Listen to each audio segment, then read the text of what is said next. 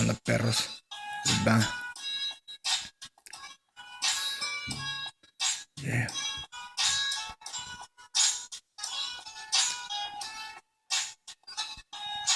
Se salió hasta el alma y mi corazón de paso. Me cambió la visión y mi semblante en ese rato.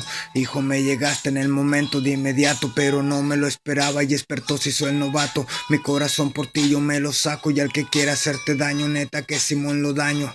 Nunca la envidia me ha pasado por la cabeza. Lo que siembra cosecha, lo que sube siempre baja. Y siempre bien pendiente como gallo con navaja. Con ganja se relaja mi cuerpo después del jale. Y nunca se compare porque letra siempre sale. Y si tiene pistola que la saque y que le jale.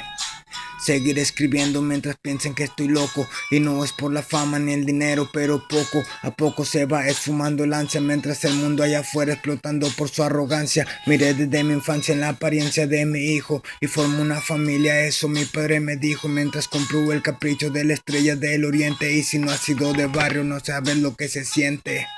Te miran diferente por la tinta en la piel y deje de mentirlo, pero ya no soy aquel. Amor, yo te lo juro que siempre te he sido fiel. Te he engañado con alguien en la pluma y el papel.